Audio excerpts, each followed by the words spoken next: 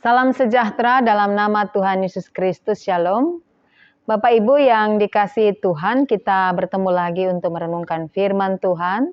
Kali ini kita akan baca firman Tuhan dari kitab Habakuk pasal 2 ayat 1 sampai ayat 20. Mari kita berdoa sebelum kita membaca firman Tuhan. Kita berdoa. Bapa, terima kasih banyak Engkau berkenan bagi kami untuk ada hari ini. Kami bersyukur tuntunan penyertaan Tuhan amat sempurna buat hidup kami. Tuhan, kami hendak membaca merenungkan firman-Mu dari kitab Habakuk pasal 2 ayat 1 sampai 20. Tuhan yang menuntun kami, memberi pengertian kepada kami ketika kami membaca Alkitab. Sehingga kami mengerti firman Tuhan dan Roh Kudus yang menggerakkan kami untuk melakukannya, dan hidup kami dikuasai oleh firman dan jadi berkat. Pakailah hamba-Mu ini dalam pemberitaan firman Tuhan, segala hormat dan kemuliaan bagi nama Tuhan Yesus. Di dalam nama-Mu kami berdoa dan bersyukur. Amin. Bapak Ibu yang kekasih dalam Tuhan, mari kita membaca kembali di katakan kitab Habakuk pasal 2 ayat 1 sampai dengan ayatnya yang ke-20.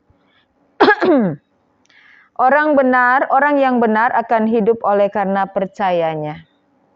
Aku mau berdiri di tempat pengintaian dan berdiri tegak di menara. Aku mau meninjau dan menantikan apa yang akan difirmankannya kepadaku dan apa yang akan dijawabnya atas pengaduanku. Lalu Tuhan menjawab aku demikian. Tuliskanlah penglihatan itu dan ukirkanlah itu pada loh-loh, supaya orang sambil lalu dapat membacanya. Sebab penglihatan itu masih menanti saatnya, tetapi ia bersegera menuju kesudahannya dengan tidak menipu. Apabila berlambat-lambat, nantikanlah itu, sebab itu sungguh-sungguh akan datang dan tidak akan bertangguh. Sesungguhnya orang yang membusungkan dada tidak lurus hatinya, tetapi orang yang benar itu akan hidup oleh percayanya. Orang sombong dan hianat dia yang melagak, tetapi ia tidak akan tetap ada. Ia mengangangkan mulutnya seperti dunia orang mati dan tidak kenyang-kenyang seperti maut, sehingga segala suku bangsa dikumpulkannya dan segala bangsa dihimpunkannya. Selanjutnya penghukuman atas para penindas. Bukankah sekalian itu akan melontarkan peribahasa mengatai dia dan nyanyian olok-olok serta sindiran ini? Celakalah orang yang menggaruk bagi dirinya apa yang bukan miliknya. Berapa lama lagi? Dan yang memuati dirinya dengan barang gandalan? Bukankah akan bangkit dengan sekonyong-konyong mereka yang menggigit engkau, dan akan terjaga mereka yang mengejutkan engkau, sehingga engkau menjadi barang rampasan bagi mereka? Karena engkau telah menjara banyak suku bangsa, maka bangsa-bangsa yang tertinggal akan menjara engkau. Karena darah manusia yang tertumpah itu, dan karena kekerasan terhadap negeri, kota, dan seluruh penduduknya itu. Celakalah orang yang mengambil laba yang tidak halal untuk keperluan rumahnya, untuk menempatkan sarangnya di tempat yang tinggi, dengan maksud melepaskan dirinya dari genggaman malapetaka. Engkau telah merancangkan celah ke atas rumahmu, ketika engkau bermaksud untuk menghabisi banyak bangsa. Dengan demikian engkau telah berdosa terhadap dirimu sendiri. Sebab batu berseru-seru dari tembok, dan balok menjawabnya dari rangka rumah. Celakalah orang yang mendirikan kota di atas darah, dan meletakkan dasar benteng di atas ketidakadilan. Sesungguhnya bukankah dari Tuhan semesta alam asalnya, bahwa bangsa-bangsa bersusah-susah untuk api dan suku-suku bangsa berlelah untuk yang sia-sia? Sebab bumi akan penuh dengan segala pengetahuan tentang kemuliaan Tuhan, seperti air yang menutupi dasar laut. Celakalah orang yang memberi minum sesamanya manusia bercampur amarah, bahkan memabukkan dia untuk memandang auratnya. Telah engkau kenyangkan dirimu dengan kehinaan ganti kehormatan. Minumlah juga engkau dan terhuyung-huyunglah. Kepadamu akan beralih piala dari tangan kanan Tuhan, dan celah besar akan meliputi kemuliaanmu. Sebab kekerasan terhadap gunung Libanon akan menutupi engkau, dan pemusnahan binatang-binatang akan mengejutkan engkau, karena darah manusia yang tertumpah itu, dan karena kekerasan terhadap negeri, kota, dan seluruh penduduknya itu. Apakah gunanya patung pahatan yang dipahat oleh pembuatnya?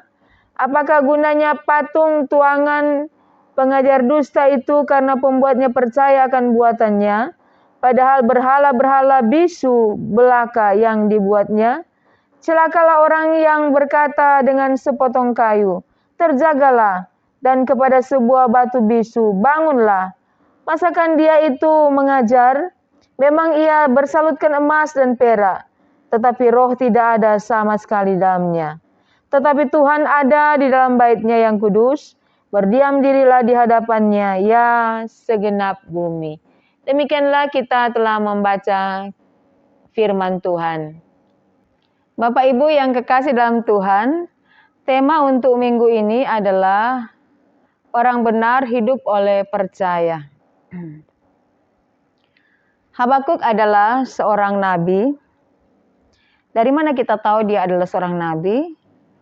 Dari kitab Habakuk pasalnya yang pertama.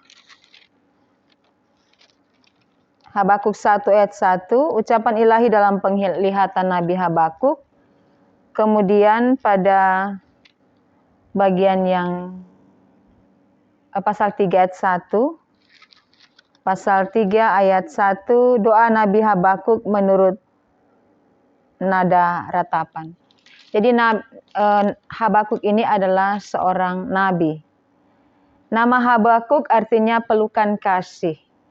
Dan ia termasuk dalam kumpulan nabi-nabi kecil karena singkatnya masa pelayanan dan firman Tuhan yang diwahyukan. Nabi Habakuk ini melayani di wilayah Yehuda, yaitu ketika Israel telah terpecah menjadi dua kerajaan, Israel Utara dan Israel Selatan. Dan Nabi Habakuk ini melayani di kerajaan Israel Selatan, yang pada waktu itu ada dalam pemerintahan Raja Yoyakim. Kita bisa membaca dalam 2 Raja-Raja pasal 23 ayat 36 sampai pasal 24 ayatnya yang ke-7. Nah, Raja Yoyakim ini adalah raja yang jahat dan ia meninggalkan Tuhan.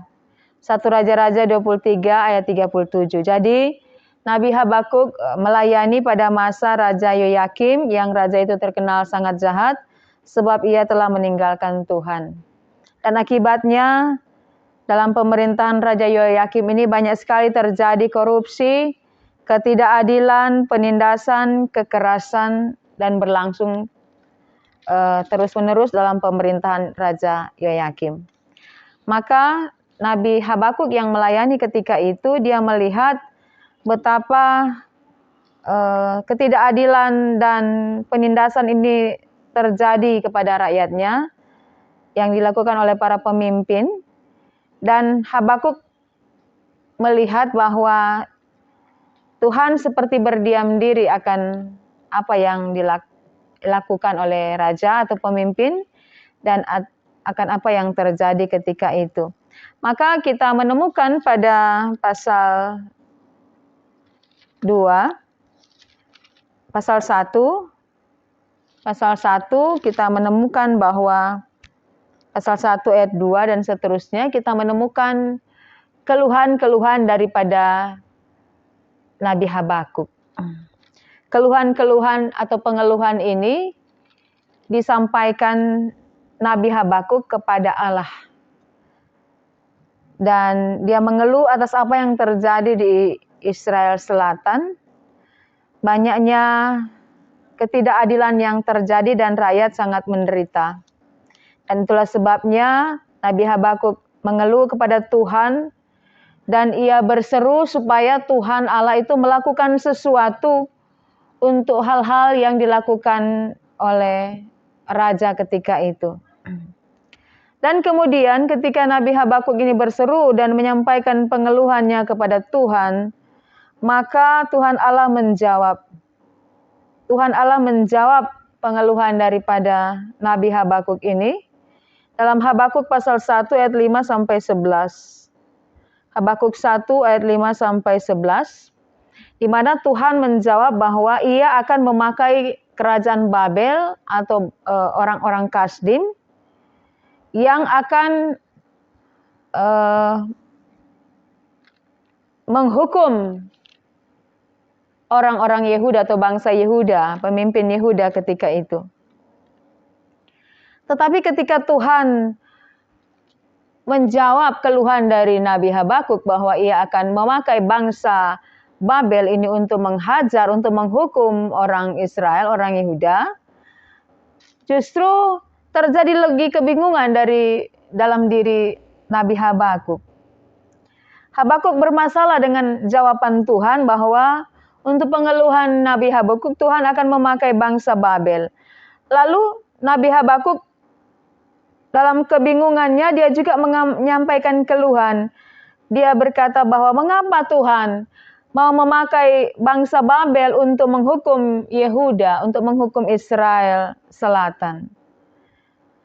Mengapa Tuhan memakai bangsa Babel atau Kasdim ini padahal mereka itu lebih parah dan lebih jahat.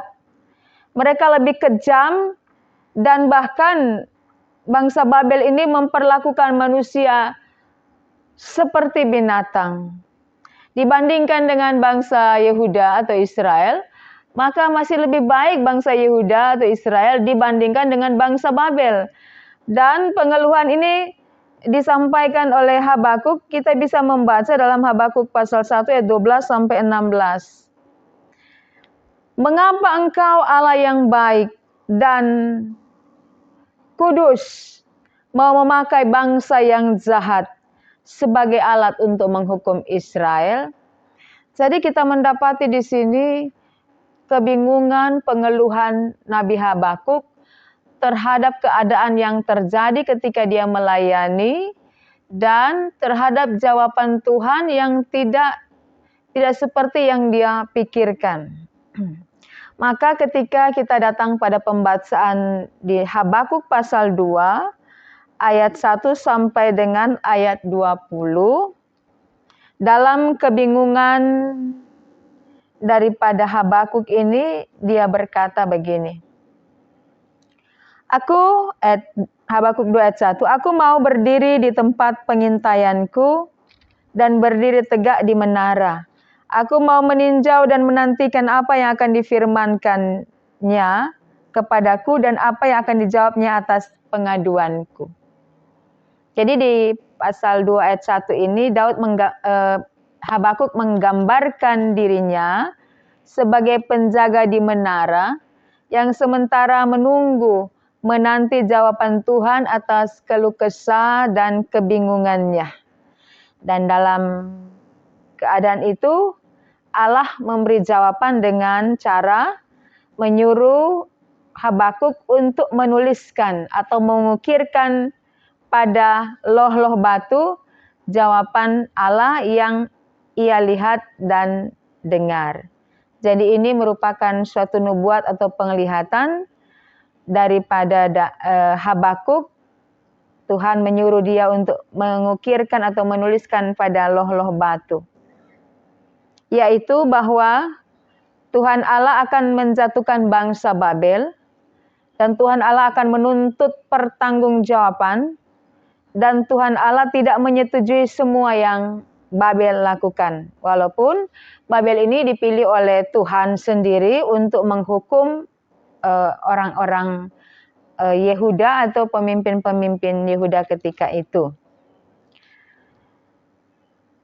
Dan selanjutnya, sebagaimana tema yaitu orang benar akan hidup oleh percaya, Maka dalam firman ini kita menemukan jawaban Tuhan di ayat 4, sesungguhnya orang yang membusungkan dada tidak lurus hatinya, tetapi orang yang benar itu akan hidup oleh percayanya.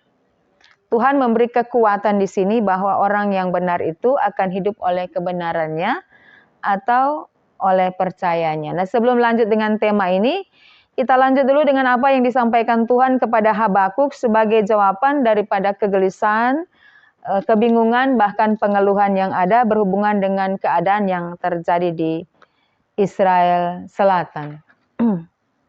Yaitu Tuhan berjanji bahwa untuk para penindas, secara khusus di sini adalah bangsa Babel, bahwa mereka tidak pernah akan lepas dari hukuman dari Tuhan sendiri, walaupun mereka dipakai oleh Tuhan untuk menghukum umatnya. Apa yang dikatakan Tuhan sebagai bentuk penghukuman atas para penindas, yaitu ada 5 ucapan celaka di sini. 5 ucapan celaka sebagai bentuk penghukuman atas para penindas. Yang pertama adalah tentang mereka akan dihukum karena praktek ekonomi. Itu kita bisa membaca dalam ayat 6 sampai 8. Bahwa orang kaya ketika itu yang menetapkan bunga yang sangat tinggi. Ada janji Allah yang dijabarkan dalam 5 ucapan celaka yang kita baca dalam Habakuk pasal 2 ayat 6 sampai ayatnya yang ke-19. Yaitu celaka karena praktek ekonomi yang dilakukan oleh bangsa Babel, ayat 6 sampai 8, bahwa orang-orang yang kaya menetapkan bunga yang sangat tinggi. Kemudian mereka melakukan penjarahan. Jadi orang-orang yang ditindas ini semakin tertindas, orang-orang Yehuda, dan mereka menjadi semakin kesulitan secara ekonomi. Yang itu tadi ada 1-2 ucapan celaka. Yang ketiga adalah tentang kerja paksa, di mana bangsa Babel memperlakukan umatnya, umat Tuhan, dengan kerja paksa seperti binatang. Mereka memaksakan pekerjaan yang begitu tinggi dan memeras tenaga sehingga terjadi kerja paksa di sana. Ayat 12 sampai 13. Dan yang keempat, para pemimpin yang tidak bertanggung jawab, ayat 15 sampai 17, yaitu di mana mereka minum minuman keras, mabuk-mabukan, berpesta pora, mereka menghabiskan uang, mereka melakukan praktek seks bebas, sementara orang-orang yang dipimpin itu menderita di bawah kepemimpinan dari bangsa Babel ini. Jadi umat Tuhan itu semakin menderita. Dan yang kelima, dikatakan celaka bahwa mereka menyembah berhala, adanya penyembahan berhala. Mereka menjadikan uang, kekuasaan, kenyamanan, keamanan, jabatan negara sebagai dewa mereka. Dan untuk semua yang dikatakan di sini, Allah akan bertindak melawan semua kejahatan. Walaupun Allah memakai bangsa Babel, tetapi Allah tidak setuju untuk segala kejahatan yang mereka lakukan terhadap umat yang dipilihnya. Kemudian Allah akan menyelamatkan orang-orang yang tertindas.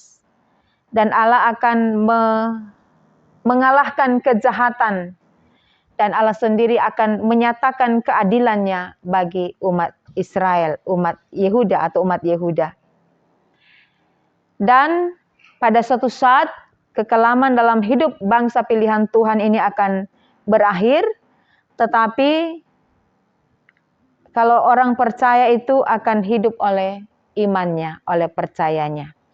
Maka seperti dikatakan tadi bahwa tentang tema adalah orang benar hidup oleh percayanya. Di sini banyak hal yang perlu kita pelajari bahwa untuk Nabi Habakuk, apa yang dia lihat dari kenyataan hidup kepada umat Yehuda atau bangsa pilihan Tuhan, ia membawa semua pergumulan itu kepada Tuhan Allah. Dan seluruh pertanyaan-pertanyaan yang ia sendiri tidak mendapatkan jawabannya sebagai seorang nabi, ia mempertanyakan itu kepada Allah. Hal lain yang bisa kita garis bawahi di sini bahwa seringkali rancangan daripada Tuhan itu tidak seperti rancangan kita manusia. Terkadang Tuhan bisa memakai orang-orang lain atau bangsa lain untuk menghukum umatnya. Tetapi dalam penghukuman itu Tuhan tidak sekedar memberi hukuman, tetapi juga Tuhan sementara mendidik umat atau orang yang dikasihinya. Jadi setiap bentuk penghukuman yang diizinkan Tuhan atau setiap pergumulan yang diizinkan Tuhan, tentu ada nilai didik atau pendidikan dari Tuhan untuk membentuk manusia yang percaya kepada Tuhan itu tidak lupa akan Dia, selalu bergantung kepadanya, dan kalau kita hidup sebagai orang benar, tentu akan mendapatkan pembelaan daripada Tuhan. Yang berikutnya bahwa selama kita hidup dalam dunia ini, kita akan menjumpai hal-hal di mana hal-hal itu tidak kita sukai, yaitu bentuk-bentuk ketidakadilan, bentuk-bentuk pemerasan, bentuk-bentuk penindasan, bentuk-bentuk kekacauan. Kita tidak suka. Tetapi itu selalu saja terjadi. Itulah sebabnya kita perlu menyikapi bahwa dari hal-hal itu, karena kita tidak suka akan ketidakadilan, penindasan, dan sebagainya, kita harus belajar dari situ, dari pengalaman itu, untuk kita tidak menindas orang lain, memberlakukan ketidakadilan, karena kita sendiri tidak menyukai akan hal itu terjadi kepada kita. Selanjutnya bahwa Tuhan pasti akan menolong orang yang benar. Dan setiap orang yang fasik itu akan mendapatkan hukuman cepat atau lambat. Dan dalam firman ini Tuhan sementara mengajar kepada umat yang dikasihinya, umat Israel atau umat Yehuda, dalam ketidakadilan, dalam penghukuman, dalam penindasan, mereka harus tetap percaya kepada Tuhan. Nah, orang benar akan hidup oleh percaya. Kita menemukan ayat ini dalam Habakuk 2 ayat 4 menjadi tema. Juga kita dapat menemukan dalam perjanjian baru yaitu dalam Roma 1 ayat 16-17. Orang benar akan hidup oleh iman yang dituliskan oleh Rasul Paulus. Bukan hanya di Roma 1 tetapi juga di Galatia 3 ayat 11, Ibrani 10 ayat 38. Orang benar akan hidup oleh percaya. Percaya itu artinya iman. Iman atau keyakinan yang teguh kepada kebenaran firman Tuhan. Artinya bahwa kalau kita mau tetap hidup, kita harus memastikan bahwa kita memiliki keyakinan yang teguh karena firman Allah. Dan apa yang kita temukan dalam pembacaan kitab Habakuk pasal 2 ayat 1 sampai 20 adalah tentang kebenaran firman Tuhan dan janji pemulihan yang disampaikan kepada Nabi Habakuk. Bahwa kalau orang itu ada dalam pergumulan tetapi dia tetap memiliki iman kepada Tuhan, percayanya kepada Tuhan, maka dia akan tetap dapat menjalani kehidupan karena ada kepastian dari firman yang disampaikan oleh Tuhan. Firman Tuhan dan janjinya akan membuat orang percaya ini tidak hidup dalam keraguan-raguan. Walaupun dalam pemandangan secara kasat mata hari-hari yang dia lihat tidak sesuai, tetapi biarlah iman yang dia punya tetap berbicara bahwa akan ada kepastian, akan selalu ada kepastian kalau kita hidup di dalam kebenarannya Tuhan. Karena kebenaran itu hanya datang daripada Tuhan, sehingga orang percaya memastikan dirinya dalam segala lika-lika hidupnya dan kekelaman hidupnya, dia tetap percaya kepada Tuhan, bahwa kepercayaan kepada Tuhan adalah suatu kebenaran dan kepastian, karena Tuhan sendiri yang bicara. Dan kalau Tuhan sendiri yang bicara, berarti Tuhan itu penuh dengan kuasa. Itulah sebabnya orang benar hidup oleh percaya, artinya bahwa orang benar itu akan hidup bukan karena situasi dan kondisi yang dia hadapi, tetapi karena dia meletakkan kepercayaannya kepada Tuhan, sehingga dia bisa melewati proses hidup dalam segala musim yang terjadi. Dia bisa menghadapi segala situasi dalam kehidupan yang sulit karena dia percaya kepada Tuhan. Dan dia tidak mati pengharapan kepada Tuhan ketika proses-proses yang sulit yang dialami, karena orang percaya kepada Tuhan itu selalu bergerak maju. Dia tidak bergerak untuk mundur, tetapi dia dapat menata hidupnya, mengatur segala sesuatu hidupnya untuk tetap berpegang pada keyakinan dan janji Tuhan bahwa segala sesuatu akan ada pada posisi yang baik. Ketika orang benar itu tetap bertahan dalam kebenaran Tuhan, tetap hidup dalam iman kepada Tuhan, walaupun apa yang dia rasakan, dia alami berbeda dengan apa yang dia percaya. Orang benar hidup oleh percaya, itu kekuatan kita. Itu sumber pertolongan kita. Tetaplah menjadi orang benar, karena orang benar itu selalu dia berhubungan dengan Tuhan. Selalu dia menyatu dengan Tuhan. Ketika Tuhan menjanjikan akan terjadi pembalasan kepada orang-orang yang menindas umat Tuhan, maka kita dapat membaca di ayat 20 dalam Habakuk 2 ayat 20. Tetapi Tuhan ada di dalam bait-Nya yang kudus. Dia berdiam dirilah di hadapannya, ya segenap bumi. Ketika orang lain melakukan kecurangan dan penindasan, ketika orang lain menyembah berhala dan meninggalkan Tuhan, tetapi orang yang hidup di dalam Tuhan, hidup di dalam imannya kepada Tuhan, dia akan tetap berdiam diri di hadapan Tuhan, karena dia tahu Tuhan ada di bait-Nya yang kudus, Tuhan dapat diandalkan, dan Tuhan dapat dipercaya. Itu kekuatan kita. Sehingga kita akan tetap mampu bertahan dalam segala kondisi-kondisi yang tidak baik. Dari firman ini mengajar kita bahwa apapun bisa terjadi dalam dunia ini, tetapi asalkan kita tidak meninggalkan Tuhan, itu kekuatan kita yang akan membawa kemenangan demi kemenangan bagi setiap orang percaya. Sekali lagi, orang benar itu hidup oleh percayanya. Orang benar tidak akan mengalami kegoncangan. Orang benar akan tetap mempercayai Tuhan dalam segala kondisi yang sulit. Karena itu adalah jaminan kepastian, karena Tuhan yang berjanji, Tuhan juga yang akan menepati janjinya. Tuhan Yesus memberkati kita sekalian. Amin. Mari kita berdoa. Bapa, terima kasih banyak bahwa firman-Mu menguatkan kami. Firman-Mu adalah Engkau sendiri yang menopang kami dalam saat-saat yang sulit.